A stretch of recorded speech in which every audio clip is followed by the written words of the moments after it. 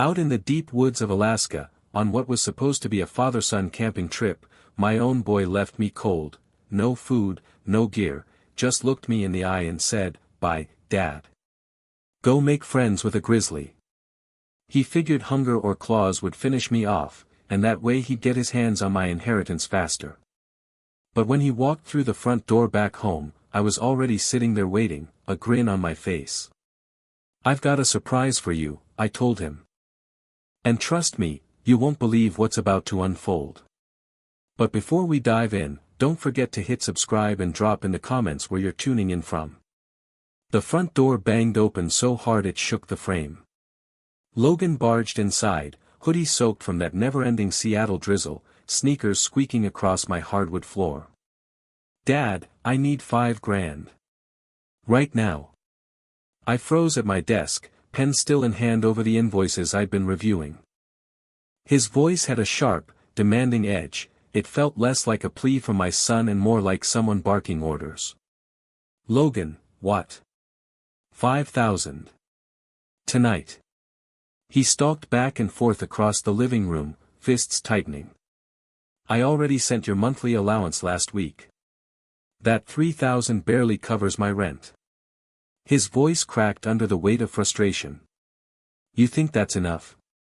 You think that covers everything?" Suddenly, my old flannel shirt felt too tight on my chest.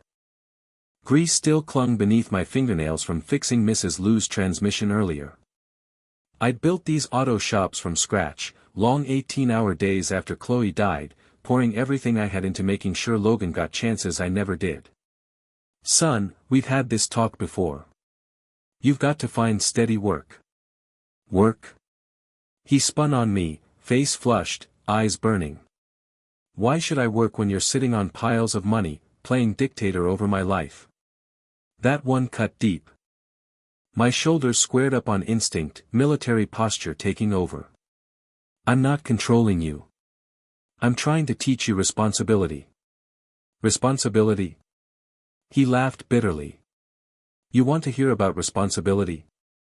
Once you're gone, I'll take over those shops and run them better than you ever did."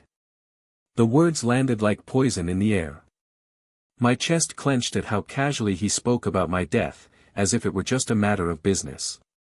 This wasn't pain or anger, this was pure calculation. I tried to answer, but nothing came. 20 years of single parenting, of sacrifice, of hoping he'd grow into the man his mother would have been proud of, it all cracked apart right there. He must have seen the shock written all over my face, because his expression shifted, realizing he'd gone too far. Then, without a word, he stormed toward the door. The slam rattled the house like a gunshot. The family photo on the mantel trembled, Chloe's smiling face quivering behind the glass. I just stood there, frozen, staring as it slowly settled back into place. The silence pressed in around me, thick and heavy. Outside, his engine roared to life and faded down the street. Still at my desk, I sat gripping that pen so tight my knuckles turned white, my eyes locked on the photo that wouldn't stop its gentle trembling. The next morning, I reached up and straightened it. Chloe smiled back, young, glowing, holding Logan at his little league game, 8 years old and grinning. The memory struck like a blow to the chest. Chloe's funeral. Logan standing beside me in an oversized suit, clutching my hand while I fought not to collapse. The auto shop mortgage was 3 months overdue. Chloe's medical bills had drained every cent we had. But I'd made her a promise as she took her last breath, that I'd take care of him, give him everything she couldn't. By Thursday, I was pulling out old photo albums. Each page reminded me of sacrifices I'd buried. Logan's private school tuition, $40,000 a year, because public schools weren't good enough for Chloe's boy. His full ride at the University of Washington, not just tuition, but the dorm experience he insisted on. The brand new Honda Civic for graduation, $18,000 in cash because he turned his nose up at anything used. I traced the photo of his 16th birthday with my thumb. Even then, his eyes seemed hollow. Other kids worked summer jobs, but Logan spent his days gaming, coasting on the monthly allowances I told myself were investments in his future. Looking back, the pattern was painfully clear. Every bailout, every failure I patched with money, every time I tried to solve his problems with my checkbook, I chipped away at his character. I thought I was being a good father. Instead, I'd built a stranger who could weigh my death like a business move. Saturday night, I sat in Chloe's old chair, the one I never had the heart to toss. She would have seen this coming. Chloe always read people better than I did. She'd have pushed Logan to stand on his own 2 feet, made him earn what he got. I failed you, I whispered to the empty room. The truth seeped into me like winter cold. For 20 years, I'd been buying Logan's love to cover the hole his mother left behind. Every dollar spent was just a bandage over my guilt, my weakness. I told myself providing was the same thing as parenting. It wasn't. By Sunday morning, I put the albums back and sat down at my desk. My hands shook as I reached for pen and paper, steadying my breath the way the military taught me. I had to think, clear and sharp. Plan for possibilities I never wanted to face. The blank page stared back, waiting for choices I wasn't ready to make. 1 ring. 2 rings. My pen hovered over the legal papers I'd been drafting when the phone cut through the quiet. Logan's name glowed on the screen. I hesitated, then answered. "Hello, son." "Dad." "Hey, how you doing?" His voice was too chipper, too rehearsed, like a salesman warming up. "I'm fine. Surprised to hear from you after last week." "Yeah, about that. Look, I've been thinking. I was way out of line, and I want to make things right." The words came too fast, too polished. "Actually, I've got an idea. Something that'll fix everything between us." I stayed quiet, letting silence do the work the way I'd been trained. "Let's go camping. Alaska. Denali National Park. Just you and me, like when I was a kid. Remember?" The suggestion snapped my head back. Logan hadn't cared for the outdoors since high school. "That's sudden." I know. But here's the deal, my buddies canceled last minute, and I've already got these tickets. Everything's paid for, flights, gear, permits. The package expires tomorrow if we don't use it. My grip on the phone tightened. The urgency felt staged, like bait designed to keep me from thinking too hard. "Logan, since when do you plan camping trips?" I asked, suspicion edging into my tone. "Come on, Dad," he said quickly. "Don't you remember when you showed me how to read animal tracks, or start a fire even with wet wood? You always told me the wilderness reveals a man's true character." That hit me right in the chest. Those were good years, before Chloe passed, before I started patching every problem with money instead of time. "This could be our shot to reconnect," Logan pressed, lowering his voice like he was trying to sound sincere. "No phones, no city noise, no stress. Just you and me, back in God's country." I closed my eyes, torn clean in half. My gut screamed warnings, the timing, the sudden interest, the story about his buddies canceling, all of it stank of planning. But underneath that suspicion lived a sharp ache. What if he meant it? What if he really wanted us back? "The flights leave March 25th, Logan added quickly. "Seattle to Anchorage, then we drive up. 5 full days in the wilderness, just like old times." 5 days, I repeated slowly. "Please, Dad. These tickets are going to waste. This might be our last chance to fix things." The silence dragged heavy between us.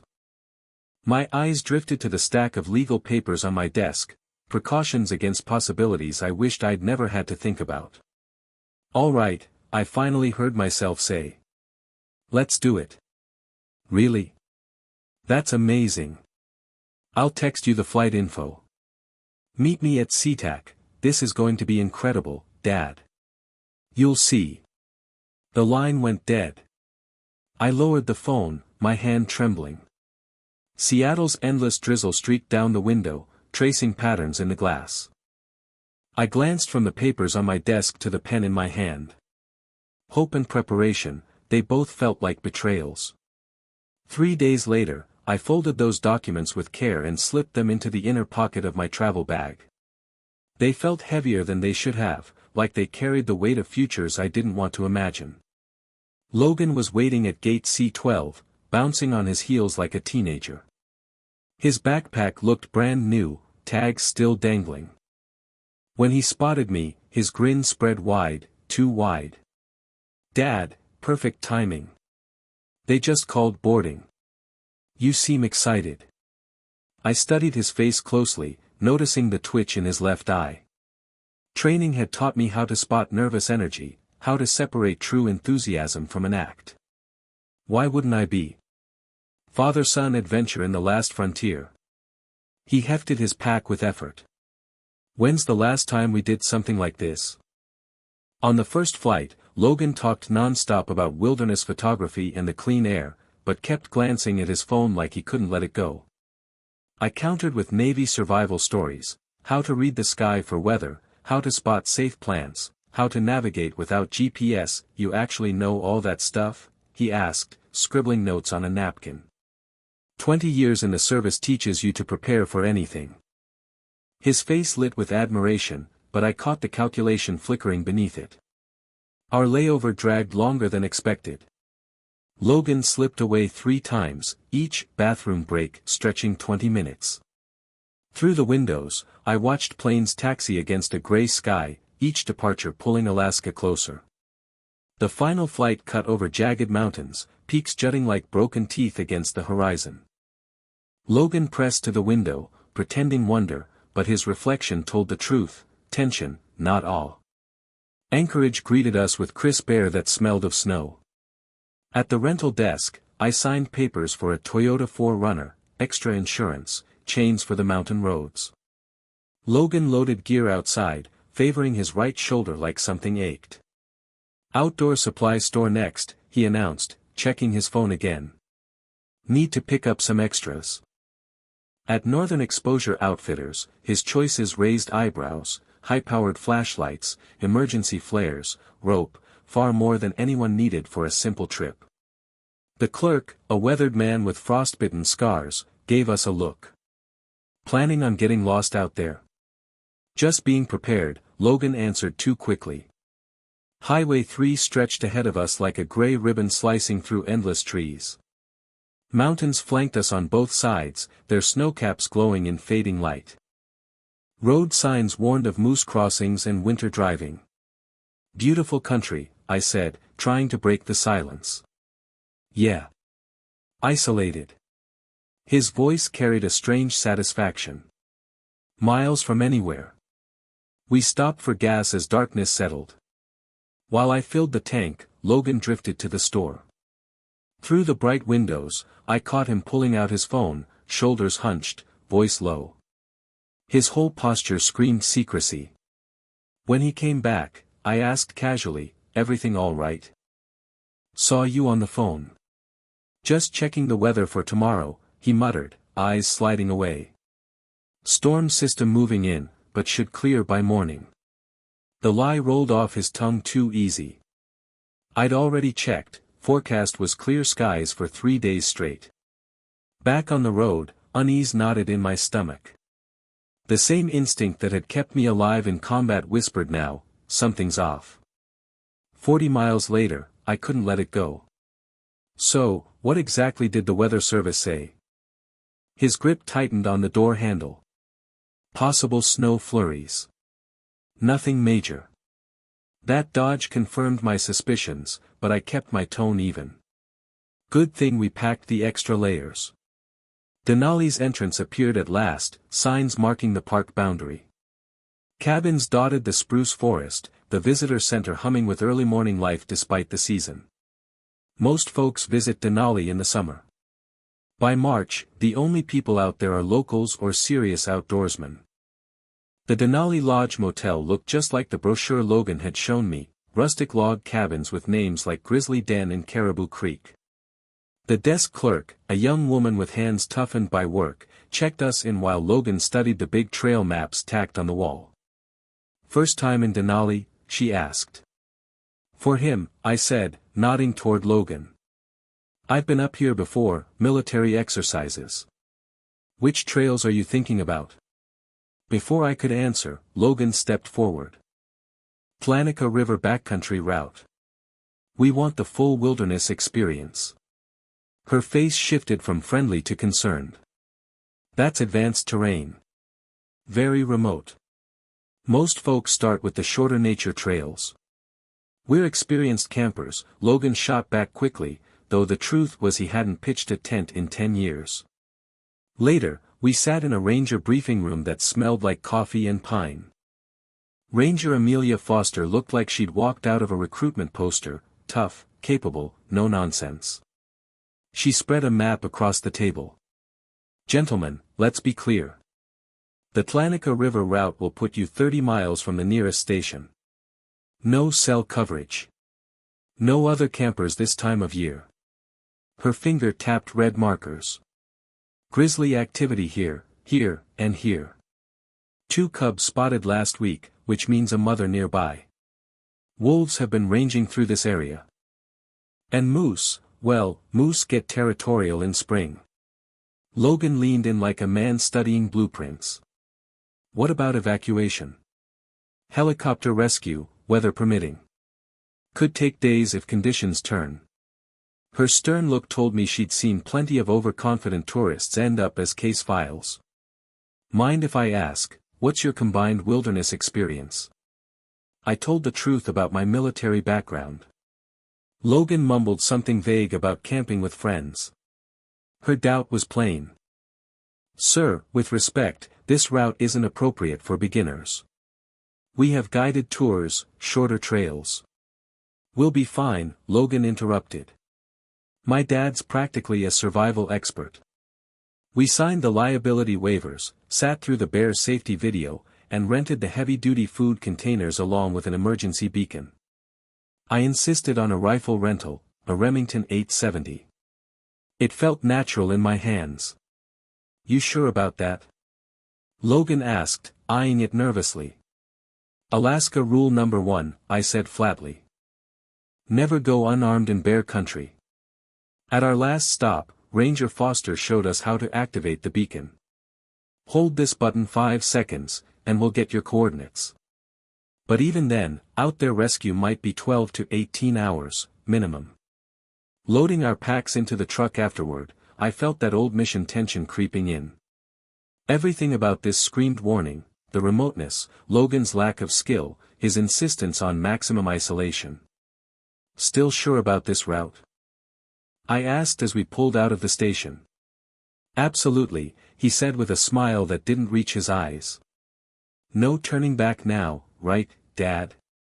It didn't sound like encouragement. It sounded like finality. In the mirror, I watched the ranger station fade, swallowed by forest. Civilization shrank behind us, and what lay ahead felt less like adventure and more like a setup. The road narrowed until branches scraped the truck like skeletal fingers. My GPS showed us crawling deeper into blank space, past the last cell tower, beyond the final marker, into wilderness that had swallowed others before. "We're officially off the grid," I muttered as my phone lost its signal. Logan gave a hollow laugh. "Perfect. Just us and nature." By mile 23, the road ended at weathered posts that looked like grave markers in the fading light. We unloaded our packs. Mine was balanced and efficient, decades of training packed into its straps. His bulged unevenly, stuffed with gear he didn't know how to use. "Jesus, this thing weighs a ton," he grumbled, fighting with the straps. "Proper packing takes practice." I adjusted his load, and he flinched when I brushed his right shoulder. "You hurt?" I asked. "Old injury. Nothing serious," he muttered. The trail twisted into thick spruce, sunlight barely making it through. Fallen logs made obstacles, streams forced careful crossings. Signs of wildlife appeared almost immediately: huge moose prints stamped in mud, eagles crying overhead, the distant howl of wolves. You hear that? Logan froze, his face pale. Wolves. Probably 5 miles off, I said, walking on. But I noticed, his fear wasn't about animals. For a guy who pushed so hard for the wildest route, he looked spooked by the very reality he demanded. 3 hours later, we reached a clearing beside Russian Creek. Flat ground, fresh water, good sight lines. My instincts kicked in, I checked defensive angles, escape routes. Logan just collapsed onto a log, panting. How much farther? He asked, out of breath. This'll do for tonight. We'll push deeper tomorrow. As I set up camp, the differences stood out. I raised food caches high, set the cooking area downwind, kept supplies within easy reach, muscle memory from years in the field. Logan fumbled even with his tent poles, frustration plain on his face. Dad, can you give me a hand with this? He asked, holding up a mess of tangled guidelines like he was waving surrender flags. Teaching him how to use gear the right way brought back memories of when he actually wanted to learn from me instead of just expecting to inherit everything. But something about it didn't sit right. Why push so hard for a wilderness trip when he could barely manage the basics? As the evening fire flickered and threw shadows across our little clearing, I cooked a simple meal. Logan sat close by, unusually quiet, his eyes locked on the flames with an expression I couldn't quite read. The temperature kept dropping. Alaskan March nights don't forgive carelessness. Remember when we used to do this? I tried to spark up conversation, hoping to find some old connection. You were maybe 10 years old, roasting marshmallows until they caught fire. Your mom was still alive then. She loved these trips, Logan said softly, sadness in his voice I didn't expect. Said camping brought out the best in people. He nodded at his own words, but his eyes seemed far away. Tell me about when you were a kid, Dad, he asked suddenly. Before the military, before the business. What was it like being poor? The question caught me off guard. Logan rarely showed any curiosity about my past. Still, I found myself opening up, telling stories I hadn't shared in years, about growing up in rural Montana, working farms all summer long, earning every dollar with sweat and grit. Sounds tough, he said, though his tone sounded more like he was measuring me than sympathizing. It was, I admitted. But it built character. Taught me the value of earning everything you have. Something passed across his face, resentment, maybe frustration, but he kept his voice calm. Guess I'm lucky then, huh? I get to skip all that character building.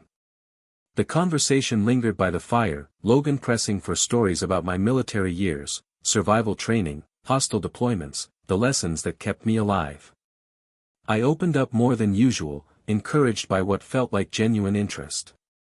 How do you know when someone's lying to you? He asked abruptly. Body language, their voice, cracks in the story, I said, prodding the fire and sending sparks into the night. Why? Just curious. You've always been good at reading people. Later, when I banked the fire, silence settled in soft and peaceful. Stars spilled across the clear Alaskan sky, unpolluted by city lights, and the wilderness around us felt almost holy. I'll take first watch, Logan offered. Not tired yet. You sure? We've got a long hike ahead tomorrow. Yeah. I want to listen to the forest. I crawled into my tent, trusting him to wake me for the next shift. Through the nylon walls I heard him adding logs, shifting near the fire, all the usual camping sounds. They should have been comforting, but something about it nagged at me. Logan had never been one for solitude or reflection. Why start now? The last thing I noticed before exhaustion pulled me under was that the sounds outside had changed. No casual movements anymore.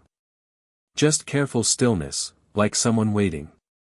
When dawn light seeped through the tent walls, metallic clanks snapped me awake. Equipment being packed. Too fast, too early. I unzipped the flap and stepped into the icy morning air, my breath rising in white puffs. Logan stood by the truck, loading gear with a precision I'd only ever seen in soldiers. Piece by piece, every survival tool, GPS, emergency beacon, rifle, food container, everything, disappeared into the vehicle. "What's going on?" My voice cut through the stillness. He jumped slightly, then straightened. "Getting ready to leave." "Leave?" "We planned for 3 more days." "What's the rush?" "Change of plans." He avoided my eyes and kept packing. "Weather's turning bad." It was a lie. Clear skies stretched above us, and yesterday's forecast had promised good weather. My instincts, quiet since we arrived, roared awake. "Logan, talk to me. What's really going on here?" His mask cracked, years of suppressed bitterness breaking loose like a dam. "You want to know?" "I'm done. Done with your control, your manipulation, your constant judgment." "Son, I don't understand." "Don't." He spun on me, fists clenched. "Don't call me son. Sons don't get treated like employees. Sons don't have to beg for money while their father sits on millions." His words hit like punches. This wasn't a passing anger. This was years of resentment, nurtured and hidden, now spilling out. "I've given you everything," I said. "You've given me nothing." His voice cracked with fury. "You made me dependent, kept me weak, tied every part of my life to your damn checkbook. Well, I'm taking control now." My hands shook as realization settled. "This trip, this was your plan all along." Finally catching on, old military genius. His laugh was sharp, cruel. "Took you long enough. If you needed money, we could have worked something out. I don't want your allowance anymore, Dad. I want what's mine. The business, the assets, everything you've been dangling over me for decades." The cold morning air felt heavier, almost suffocating, as I looked at the man in front of me, a stranger wearing my son's face. "You're going to leave me here?" "Very good," he sneered. "Yes. I'm leaving you here to figure things out for yourself. Maybe 30 miles of wilderness will finally teach you what dependence feels like." My chest tightened. "Logan, this is bear country. Without gear, without GPS. Should have thought about that before you made me your puppet." He slammed the truck tailgate shut. "Maybe you'll make it. Maybe you won't. Either way, I'll inherit what should have been mine years ago." "Please," I rasped, my voice raw. "Whatever I did wrong, we can fix it. Don't do this." For a brief second, doubt flickered in his eyes, maybe even affection, but then it was gone. His face hardened into something I couldn't recognize. "Goodbye, Dad." He climbed into the driver's seat. "Try not to meet the Grizzlies too quick." "I want you to sit with what you've done," I called out, my voice tight with anger and disbelief. Then the engine thundered alive, rattling through my chest. I lunged toward the truck, desperate to stop him, desperate to talk sense into him, but Logan slammed it in reverse and tore backward. Through the windshield, I caught his expression. It was ice. No hesitation, no hint of the boy I had raised. Just a cold, calculated face that carried not 1 ounce of love for his own father. "Logan!" I shouted, my voice echoing across the valley and bouncing off the mountainsides. But he didn't slow. The truck vanished around a curve, the growl of the engine fading until the only thing left was silence and the dust curling around my boots.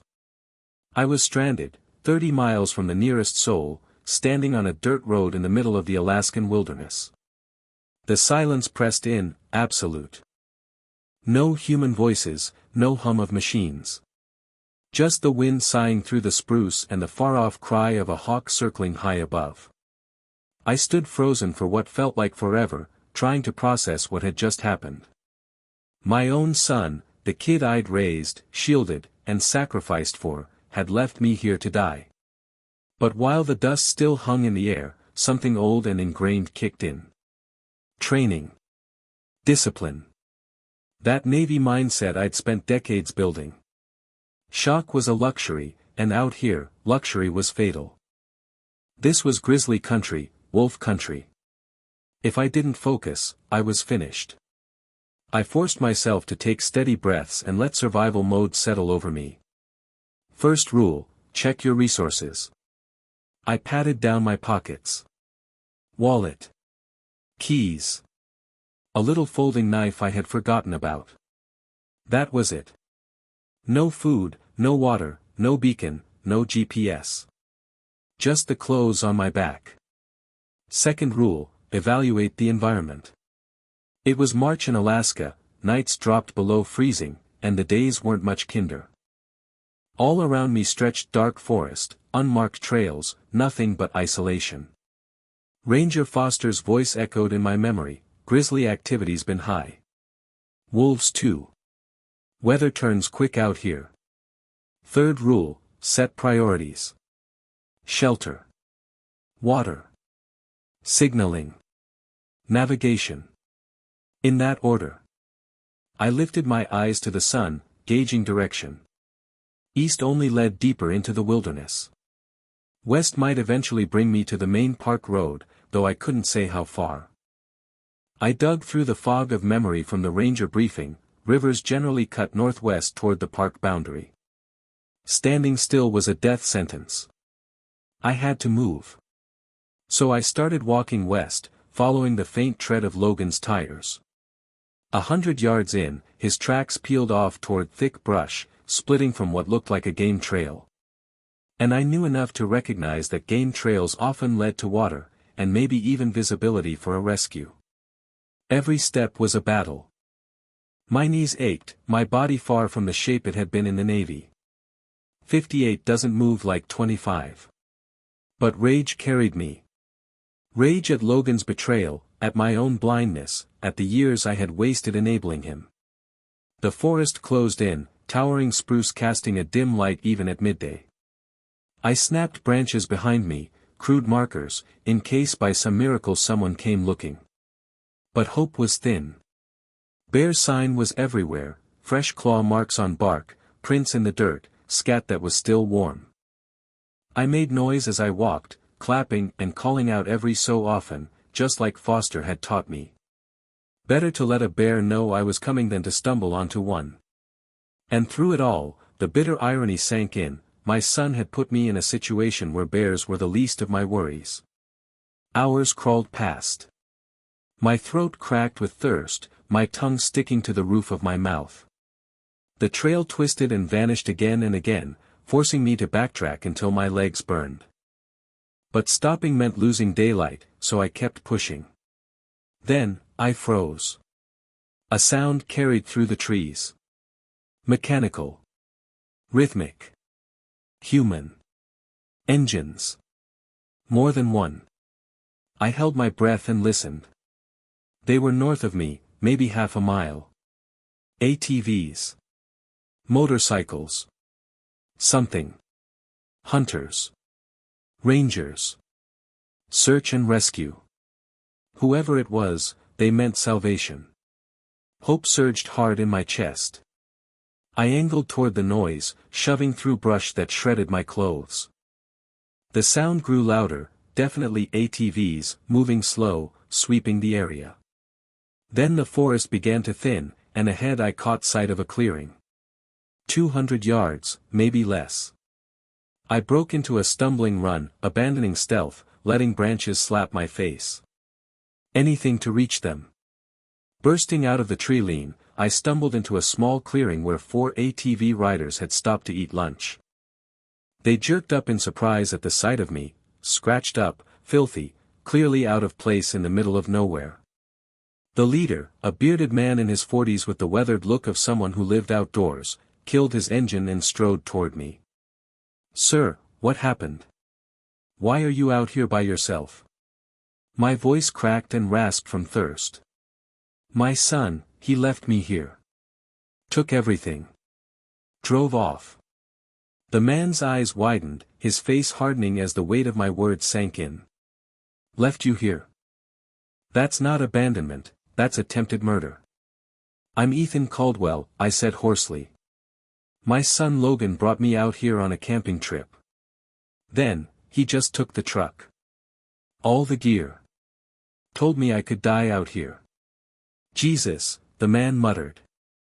He pulled off his helmet, revealing sharp, intelligent eyes that studied me like a field report. I'm Liam Bennett. Used to be a park ranger. These are my friends.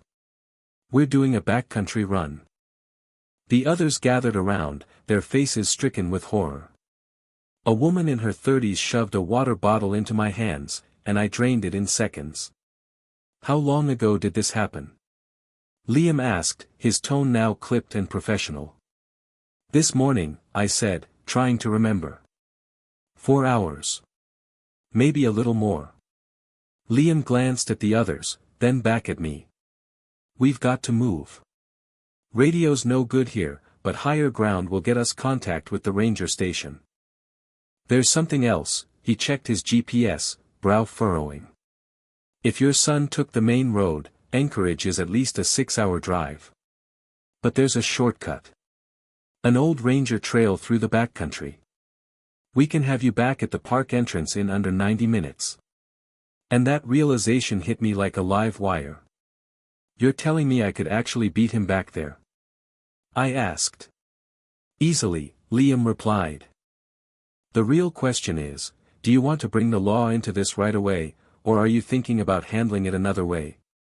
Something shifted deep inside me then. The panic and helplessness I'd carried since sunrise hardened into something colder, sharper.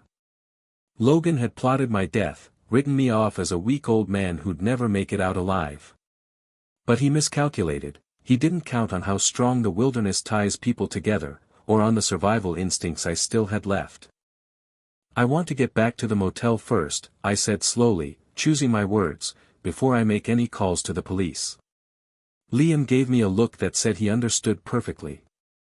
Then he motioned toward the ATV. Hop on behind me. We'll cut through the ranger trail. Your son will never see it coming. The ride felt like flying through a hidden world. Liam steered us down narrow forest paths I never knew existed, emergency trails kept up by rangers and the serious backcountry folks who knew what they were doing.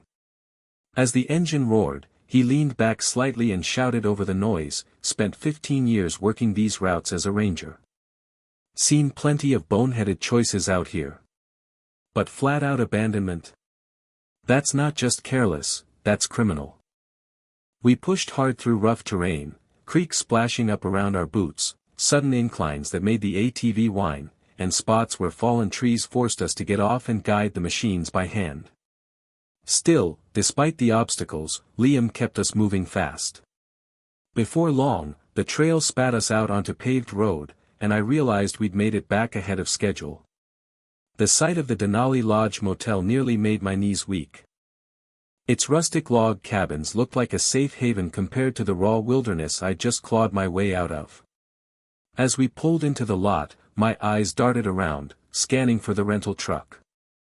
It wasn't there. Looks like he's still on the road, Liam noted. You've got some time to decide exactly how you want to play this. The group of riders who'd come with Liam offered me their contact details before heading out, promising they'd stand as witnesses if this ended up in court. Liam pressed a card into my hand, his personal cell and email scribbled there. When you're ready to deal with the authorities, call me. What your son did, there need to be consequences. As he turned to leave, Liam hesitated. Sir, can I ask, what are you planning to do when he shows up? I looked toward the darkened motel room where our bags sat, then down at the folded papers still tucked inside my jacket. Logan had spent years laying traps for me. Now it was my turn. I'm going to give him exactly what he thinks he wants, I said, my voice low, just not in the way he expects to get it. Back inside the room, I sank down on the bed and pulled out my phone.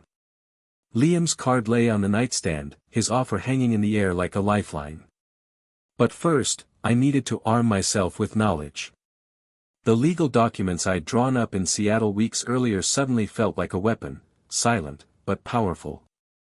3 weeks ago, after one too many disappointments, I'd rewritten my will. At the time it felt like tough love. Now it looked like divine preparation. I unfolded the papers across the desk, running my fingers over the language I'd carefully crafted with my attorney. Every penny, gone from Logan's grasp. Instead, it would support wildlife conservation, veterans groups, and a scholarship fund named for Chloe. The bitter irony wasn't lost on me. My son tried to kill me for an inheritance that no longer existed. But paperwork alone wasn't enough. I needed proof, witnesses, undeniable evidence of his intent. I dialed Liam. He picked up on the first ring. "Ethan, you get settled in." "Yeah," I said. "But I need a favor. When Logan gets back, I want everything recorded, his words, his reaction, all of it." "You planning to confront him before calling the cops?" "I'm planning to hand him the illusion he's been chasing, that inheritance, my business, right up until the moment he realizes he's already destroyed it for himself." There was silence on the line. Then Liam said, "That's smart. You want me there as a witness? If you're willing. And maybe bring that camera you had out on the trail. Logan's going to say things that need to be preserved for a jury." "What time do you think he'll show?" I thought about it, Logan's route, the highway, his slow, careful driving. "Between 9 and 10 tonight. He'll be tired, probably cocky, certain he's walking into an empty room and a grieving father who never made it out. Instead, he'll find me waiting, and very much alive." Liam agreed to be there by 8:30. After hanging up, I placed another call to my attorney in Seattle. The conversation was short, but it sealed everything. First thing tomorrow, the revised will would be filed with the court. Logan's supposed inheritance would vanish for good. Next, I arranged for Liam to have the room right next door. The desk clerk, a weathered old woman who'd clearly seen her share of Alaskan drama, didn't ask questions. As evening rolled in, I scrubbed off the dirt and sweat of the day, changed into fresh clothes, and prepared the room like it was a battlefield. The will sat in plain view on the desk, where Logan's eyes would land on it immediately. Liam's camera would have a clear shot from the adjoining room. My phone was ready with 911 on speed dial. My years in the military had taught me one lesson above all: preparation wins. Tonight, Logan was walking into my arena. The irony burned in my chest. He'd plotted my death in the wild. I was plotting his ruin in the civilized world. And unlike him, I wasn't aiming to kill, I was aiming to make sure he lived with the fallout. At 8:25, Liam knocked softly.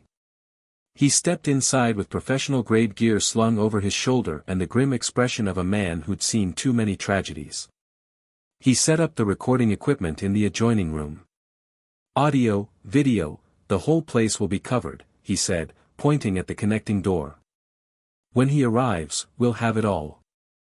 I asked, "What happens once we hand this to the authorities?" "Attempted murder, first degree," Liam replied. "Up here, abandoning someone in the wilderness is treated like a death sentence. With your testimony, my witness statement, and whatever he says tonight, he's looking at real prison time." I felt something cold and certain settle inside me. I nodded. Then we wait. Outside the motel, the night pressed in heavy and tight, like a fist slowly closing around the building. From my window, I had a clear view of the highway, and I knew before long I'd see Logan's headlights, him driving straight into a reckoning he never imagined was waiting. The clock on my phone glowed 8:57 p.m. Any moment now, my son was about to realize that the perfect crime he thought he'd pulled off was about to crumble into his perfect downfall. Light cut across the lot, and I heard the familiar growl of our rental truck engine. That was him. Logan had come back from his failed attempt on my life, probably already rehearsing some tearful story to tell the cops about his poor father's tragic disappearance. I sat down in the chair that faced the door, making sure the stack of legal papers on the desk was plain in sight. Through the thin wall, I caught the sound of Liam adjusting his recording gear. Everything was set. The scrape of a key hit the lock twice before it caught. Logan eased the door open like a man expecting nothing but an empty room. The overhead light spilled down, and I saw the moment recognition hit his face. It was like watching him take a punch to the gut. "Dad," he choked the word out, his voice twisted with disbelief. "Hello, son," I said calmly. "How was the drive?" His expression shifted like storm clouds, confusion, shock, and then the edge of outright terror. "How are you here? How did you get back?" "Turns out I'm a little tougher to kill than you calculated," I told him. His knees wavered like they might give way. He clutched the doorframe, eyes darting across the room, already hunting for a way out. "I don't get it," he stammered. "I left you 30 miles from nowhere. No food, no water, no gear." "Oh, I remember," I said, keeping my tone casual, almost friendly. "Interesting choice of parting words, by the way. Go meet the Grizzlies, you really captured the mood with that one." "Dad, wait. You don't understand." "Oh, I understand just fine," I cut him off. "You flew me out to Alaska to kill me for money. You spent months planning it, picked the loneliest spot you could find, even practiced that grieving son routine for when the authorities found my body." Logan's mouth worked but nothing came out. Sweat gathered on his forehead even though the evening air was cool. "The flaw in your master plan," I went on, rising slowly from the chair, "is that you underestimated this wilderness community. Turns out there are folks here who believe in helping one another survive, not abandoning their own family to die." He tried to recover, his voice sharp. "Look, if this is about money." "That's exactly what it's about," I snapped. "And that's what I finally see now. Every talk we ever had, every camping trip, every so-called bonding moment, it was never about us. You were always just calculating my net worth." I walked over to the desk and picked up the stack of legal papers. "Want to know something interesting? 3 weeks ago, right after our big fight, I rewrote my will. Called it paternal disappointment at the time." His eyes locked on the papers in my hands. "What do you mean, rewrote?" "I mean you get nothing. Not the shops, not the accounts, not the house your mother adored. All of it goes to charity, wildlife programs, veterans groups, scholarships. Every dime." The blood drained from his face. "You can't do that. I'm your son." "You were my son," I said coldly. "This morning, you became something else, a man willing to murder his father for a payout." "Dad, please, just hear me out." "I already did," I cut him off again. "I listened when you ranted about how controlling I was, how I ruined your life, how I deserved to die out in bear country. I've done all the listening I'm going to do." Logan's mask cracked wide open. "You self-righteous bastard. This is your fault. You made me this way, your constant control, your conditions, your judgment. You never let me stand on my own. Every dollar you tossed me had strings attached. You created me." I felt a strange calm settle over me. "You're right," I admitted. "I did shape this. I bought your affection, enabled your dependence, confused providing with parenting.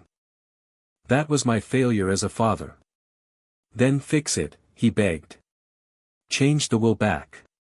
"It's already done," I said. "Filed this afternoon. There's no undoing it now." I moved toward the door, passing my son, who suddenly seemed smaller, like the weight of his own choices had crushed him down. "But you're wrong about one thing," I told him. "I didn't create your willingness to kill. That decision was all yours." His voice cracked. "Where are you going?" "To call the police," I said simply. "Attempted murder doesn't just vanish, even if you fail at it." "Dad, wait." I stopped at the threshold. "Goodbye, Logan. In a strange way, you've given me exactly what I needed, clarity. Now I know exactly who you really are." The last image burned in my mind as I stepped outside, my son sinking into the chair I'd left, staring at those legal documents, the proof that everything he tried to win through my death was now forever out of reach. The fluorescent lights in the Anchorage Police Department interview room hummed above me as Detective Chloe Ramirez sifted through the evidence laid out across the cold metal table. Liam's digital recordings, my sworn statement, and Logan's own motel room confession made the case nearly impossible to dispute. "Mr. Caldwell," Detective Ramirez said, her tone calm but serious, "I've been investigating wilderness crimes for 8 years. This is the most premeditated attempted murder I've ever seen." She clicked through the audio files on her laptop. "Your son's statements are shockingly incriminating. He always was meticulous when he wanted something. The district attorney will be filing charges this morning: attempted first-degree murder, reckless endangerment, and conspiracy to commit fraud regarding your inheritance. Alaska doesn't take wilderness abandonment lightly." Through the small window of the interview room, I watched Logan being processed at the booking desk, his hands cuffed. Overnight in jail had stripped away every last trace of charm or manipulation. There was nothing left but a 28-year-old man facing the consequences of his own cold calculation. Liam sat next to me, having driven down from Denali to testify as a witness. "What's the likely sentence for this kind of crime?" I asked. 15 to 25 years, depending on plea negotiations," Ramirez replied. "Alaska treats deliberate wilderness abandonment as attempted murder, because that's exactly what it is." I stared at my son through the glass and felt nothing like triumph. This wasn't a victory. It was just the natural result of years of entitlement, resentment, and bad choices finally catching up with him. "Will you be heading back to Seattle today?" Detective Ramirez asked. "Tomorrow," I said. "I need to meet my attorney here first, finalize some estate planning documents." She nodded knowingly. "Making sure your new will is completely secure, among other things." I gathered my jacket and the evidence folders. "I'm setting up a foundation in my late wife's name. Seems right that Logan's inheritance should go to people who actually deserve help." Liam and I stepped outside into the crisp Anchorage morning. Downtown traffic moved at that steady Alaska pace, practical, unhurried, purposeful. "What happens now?" Liam asked. "Back to Seattle, back to my business. Back to figuring out what kind of man I want to be for the rest of my life." I glanced at the Chugach Mountains rising beyond the city skyline. "Turns out surviving your own child's murder attempt gives you some surprising clarity about what really matters. You planning to visit him during the trial?" Liam asked. The question caught me off guard. I thought about it seriously, feeling the tug of paternal instinct clash with the harsh reality of Logan's attempt. "No," I said finally. "The son I knew died somewhere in those woods yesterday. What's left isn't him anymore." We reached Liam's truck, and he handed me a business card with his personal info. "If you ever want to come back to Alaska for the right reasons, camping, fishing, actually enjoying the wilderness, call me. First trip's on the house." "Why do that?" I asked. "Because you survived something that should have killed you," he said. "And instead of letting it make you bitter, you're using it to help others. That's worth supporting." I shook his hand, genuinely grateful for this stranger who had become an unexpected ally. "Thank you for everything. Thank the wilderness community too. Up here, we look out for each other." As Liam drove off, I pulled out my phone and called my attorney in Seattle. Foundations needed setting up, scholarships to fund, a lifetime of enabling to undo with positive action. Logan had flown me to Alaska to die for money. Instead, I had learned to live with purpose. In trying to destroy me, he had taught me the difference between merely providing and truly caring. The irony was sharp, and it felt perfectly just. 3 days later, back in Seattle, a letter arrived from Logan in jail. 5 pages of manipulative apology, promising change if I reconsidered the inheritance, whining about how prison would ruin his life. I read it once, then fed it straight through the shredder. Some relationships don't survive attempted murder, no matter how much money you invest in them. If you enjoyed this story, like this video, subscribe, and share your thoughts in the comments. To hear the next story, click the box on the left.